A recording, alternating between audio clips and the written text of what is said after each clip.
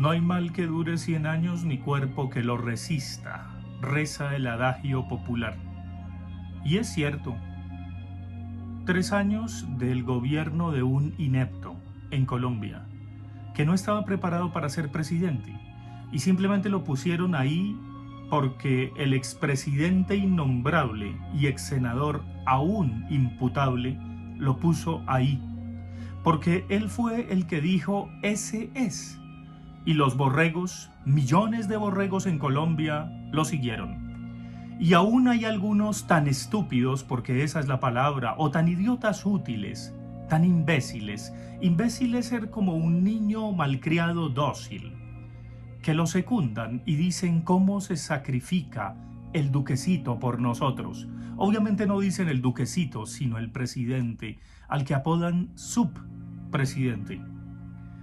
Patético gobierno de cabecitas, de eslóganes sin sentido, de ministros de los cuales muy pocos se salvan, ni siquiera el de ciencia. Bueno, ese fue el gobierno que nos tocó. En Colombia jamás hubiera creído que alguien superara en mediocridad y ramplonería a Andrés Pastrana, pero así fue. Y queda un año de ese maldito mandato. Maldito mandato que tiene que ser sepultado bajo el peso de la historia. Trataron de volver trizas los acuerdos de paz. Se comportaron como limosneros pasando el sombrero ante la cooperación internacional para decir que sí estaban cumpliendo los acuerdos. Se inventaron el terrorismo urbano. Asesinaron a casi 100 jóvenes que manifestaron contra ese gobierno corrupto y mediocre. Por supuesto, también subieron las tasas de asesinatos a líderes sociales. A nivel internacional se desconectó el país. Como nunca antes, nuestra divisa bajó paupérrimamente. Y claro, aquel economista que decía que si el otro candidato ganaba, el dólar se dispararía, pues se cumplió la inversa. Sentenciaron fatídicamente que Colombia se iba a volver como Venezuela, y en realidad se venezolanizó. Claro, sin la ramplonería de Maduro y sin la ramplonería de la tal revolución bolivariana. Se cortó de una manera patética las relaciones fluidas que se tenían con Cuba. Y lo que es peor, unos mercenarios exmilitares son hoy señalados como asesinos de un presidente vecino, como los autores materiales de un magnicidio.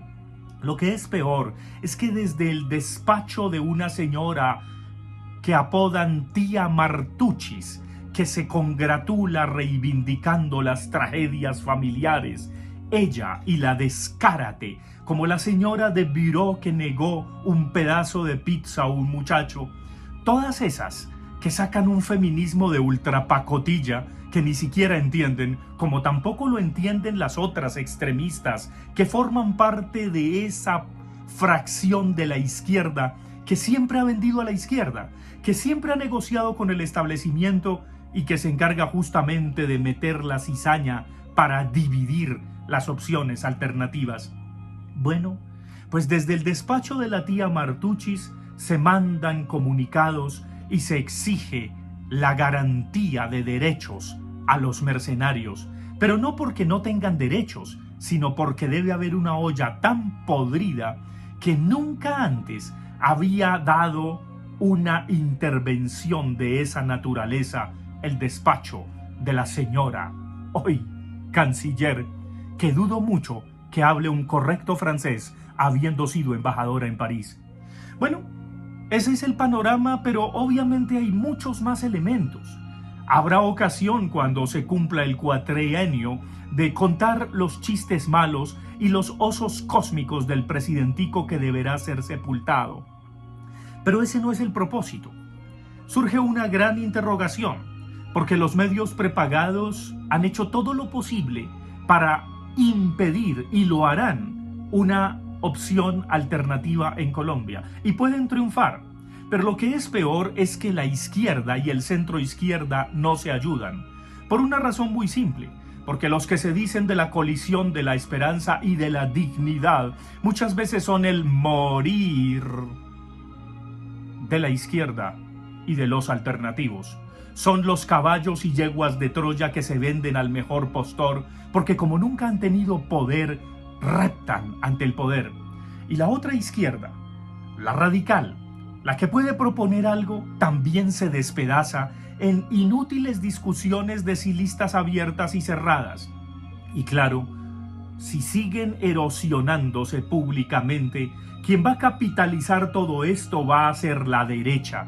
Van a ser los mismos con las mismas y no se dan cuenta que si esas listas cerradas al Senado de la República no les funciona, pulverizarían la candidatura presidencial del candidato alternativo. Vaya estrategias las que usan. Y por supuesto hay muchas discusiones en términos de si es una lista ideal o la opción que se eligió fue la ideal, en donde el león pastorea con el cordero. Bueno, lo veremos. Habrá que ver la composición de la lista y habrá que ver si ese pluralismo, diversidad, tolerancia, multicolor del país realmente se cumple y si la gente le cree a esos nombres, a esos renglones, o si sigue imperando la mecánica tradicional política en un país donde solo funcionan las listas cerradas cuando se cree que es el de mano firme y corazón grande el que la encabeza. Veremos qué pasa. Y claro, entre tanto, sigue revoloteando la idea de que evidentemente nada está jugado, a pesar de unas encuestas irrisorias que le han metido miedo a la gente, a pesar de una cantidad de videos que empiezan a surgir y a colonizar el imaginario de los ciudadanos diciendo ¡qué miedo! Otra vez el castrochavismo, para negar la mediocridad, el patético gobierno ramplón que lleva 3 años. Pero lo están logrando. Lo están logrando porque amas de casa, gente que vive en condiciones no tan holgadas. Y también los que viven en la miseria dicen prefiero orden y autoridad, porque prefieren el autoritarismo a la libertad. Prefieren la servidumbre voluntaria a ello.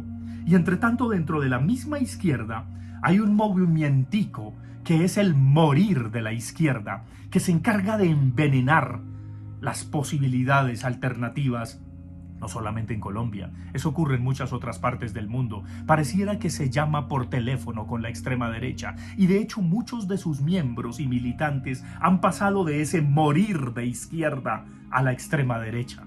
Esa es la realidad de Colombia y es lo que se tiene. Podríamos decir ante esa cloaca que es la política, desgraciadamente, y que no es la mejor opción para la república, que es como un matrimonio, un mal inevitable, y desgraciadamente siempre se vota por el mal menor. Ojalá que no sea así. Ojalá que haya estética, que haya ética, que la gente lea los programas, que haya debates verdaderamente originales, que haya debates rigurosos, con cifras, pero también con historia, con relato, no simplemente la tecnocracia de bajar las tasas o subir las tasas de no sé qué diablos. Se necesita renovar la política, pero entre tanto los ciudadanos no podemos estar a expensas de los políticos, y menos los intelectuales. Humberto Eco decía hace algunos años, ya casi una década, cuando un sindicato italiano lo invitó a hablar de ¿para qué sirven los intelectuales? Más o menos les dijo: para molestarlos a ustedes, a los que nos quieren recuperar, y sobre todo para hacer la conciencia crítica de los que se dicen alternativos. Porque si el intelectual forma parte del comité de prensa y de propaganda del partido alternativo, ¡ay! Ese intelectual orgánico es el Ulises que crea caballos y yeguas de Troya. Vaya lucidez la de Humberto Eco.